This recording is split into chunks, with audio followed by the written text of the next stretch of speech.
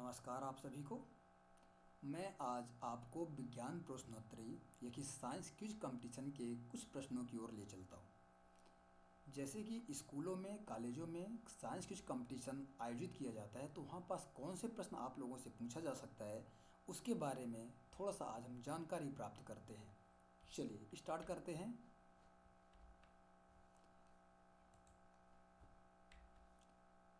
हमारे पास पहला प्रश्न है, सूर्य के प्रकाश से त्वचा में कौन सा विटामिन बनता है? ऑप्शन है vitamin A, vitamin B 12, vitamin D, vitamin K. तो जो इसका आंसर है हमारे पास विटामिन डी। अगला प्रश्न है हमारे पास, वायुमंडलीय दाब को मापने के लिए कौन सा यंत्र प्रयोग होता है? Hygrometer, barometer, thermometer, anemometer. तो जिसका आंसर होगा वो होगा बैरोमीटर। अगले प्रश्न की ओर चलते हैं। आकाश नीला क्यों दिखाई देता है? परावर्तन के कारण, विवर्तन के कारण, अपवर्तन के कारण, प्रकाश के प्रकीर्णन के कारण। तो आपको बता दूं कि प्रकाश के प्रकीर्णन के कारण यह हमें नीले रंग का दिखाई देता है।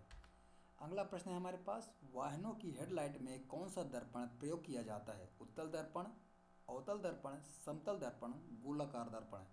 तो मैं आपको बता दूं कि वाहनों की हेडलाइट में उत्तल दर्पण का प्रयोग किया जाता है। सॉरी, इसका जो आंसर होगा वो अवतल दर्पण होगा। जो साइड मिरर का व्यू देखने के लिए उत्तल दर्पण का प्रयोग किया जाता है। अगला प्रश्न चलते हैं हम। जीवाश्म के अध्ययन को क्या कहते हैं? पारिस्थितिकी, भूविज्ञान, जीवाश्म विज्ञान या पुरातत्व। तो इसका आंसर जो होगा उसका आंसर है जीवाश्म विज्ञान।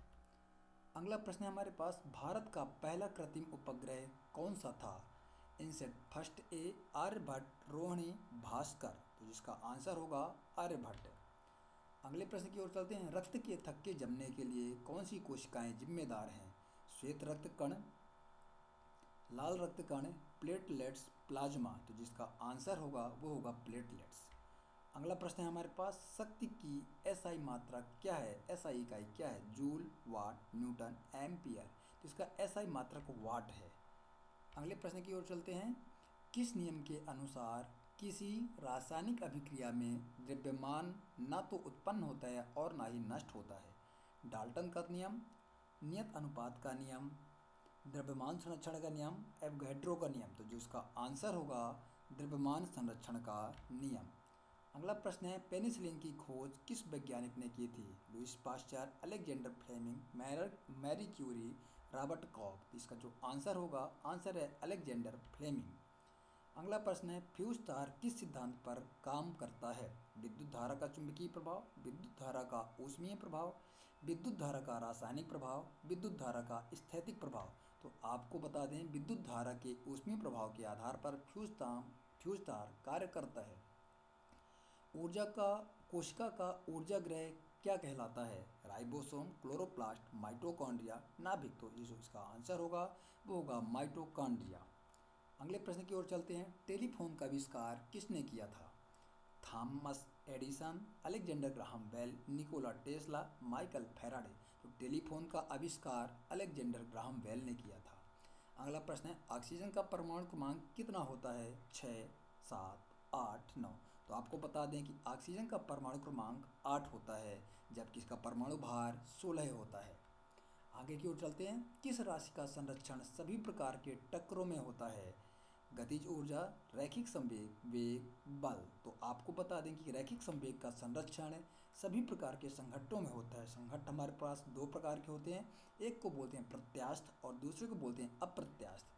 अगले प्रश्न की ओर चलते हैं। इनमें से कौन सा अक्षय ऊर्जा स्रोत नहीं है? अक्षय का मतलब होता है जो कभी खत्म ना हो। तो ऐसा कौन सा स्रोत नहीं है? इसमें बोल रखा है प्रश्न में, अक्षय ऊर्जा स्रोत नहीं है। सौर ऊर्जा, पवन ऊर्जा, कोयला, जल विद्युत। जो आंसर होगा वो होगा कोयला, क्योंकि आपको पता है कि कोयला एक समय के बाद खत्म हो जाएगा। ऑक्सीजन का उदासीन गैस कौन सा है? Nitrogen, helium, hydrogen, oxygen. ये जो इसका आंसर होगा वो है हीलियम। अगला प्रश्न है, सामान्य तापमान पर द्रव रूप में पाई जाने वाली धातु कौन सी है? सोडियम, पारा, पोटेशियम, एल्यूमिनियम। तो आपको आंसर बता दें कि जो पारा है वो सामान्य ताप पर द्रव अवस्था में पाई जाती है। अगला प्रश्न है हमारे पास, मानव शरीर का कौन सा अंग रक्त को शुद्ध करता है? हृदय, गुर्दा, फेफड़े, यकृत। तो आपको बता दें कि जो हमारे पास गुर्दा या किडनी होती हैं वो रक्त को शुद्ध करने का कार्य करते हैं। अगला प्रश्न है हमारे पास, मस्तिष्क का कौन सा भाग शरीर का संतुलन एवं आसन नियंत्रित करता है? सेरेब्रुम, सेरेबिलम, मेडुला, हाइपोथैलेम, थैलेमस। तो आपको इसका आंसर बता दें, इसका जो आंसर है सेरेबिलम है। अगले प्रश्न की ओर चलते हैं, ग्रीन हाउस प्रभाव के लिए मुख्य रूप से कौन सी गैस जिम्मेदार है? Oxygen, nitrogen, carbon dioxide, hydrogen. तो जिसका आंसर होगा वो है कार्बन डाइऑक्साइड। अगले प्रश्न की ओर चलते हैं, आयोडीन की कमी से कौन सा रोग होता है? रिकेट्स, घेंघा, रतौंधी, एनीमिया। तो आपको बता दें जो घेंघा रोग है वो आयोडीन की कमी से होता है, जिसके कारण गले में हमारे परेशानी होने लगती है। निर्वात में प्रकाश की चाल लगभग कितनी होती है? 3 × 10⁻⁶, 3 × 10⁸, 8, 3 × 10⁻10, 3 × 10⁻5। तो आपकी जानकारी के लिए बता दें कि 3 × 10⁸ मीटर प्रति सेकंड प्रकाश की चाल होती है निर्वात में। अगला प्रश्न है, प्राकृतिक रूप से पाया जाने वाला सबसे भीतरी तत्व कौन सा है? यूरेनियम, थोरियम, रेडियम, सीसा। तो आंसर है हमारे पास यूरेनियम।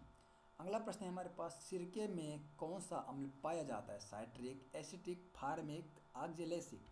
तो जो हमारे पास आंसर होगा वो होगा एसिटिक अम्ल। अगला प्रश्न है, मानव शरीर की सबसे छोटी अस्थि कौन सी है? Femur, stapes, humerus, radius. तो आंसर होगा स्टेप्स।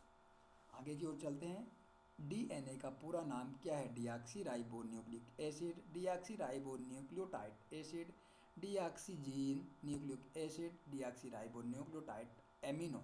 जो आंसर है आंसर होगा डीऑक्सी राइबो न्यूक्लिक एसिड। अगला प्रश्न है हमारे पास, पृथ्वी पर ऋतुओं का परिवर्तन किस कारण से होता है? पृथ्वी का गोलाकार होना, पृथ्वी का धुरी का झुकाव और परिक्रमा, पृथ्वी का घूमना, चंद्रमा का गुरुत्वाकर्षण। तो जो आंसर होगा पृथ्वी की धुरी का झुकाव और परिक्रमा। अगला प्रश्न है, बिजली के बल्ब में तंतु किस धातु का बना होता है? तांबा, एल्यूमिनियम, टंगस्टन, लोहा। तो जो इसका आंसर है वो है टंगस्टन। सौरमंडल का सबसे बड़ा ग्रह कौन सा है?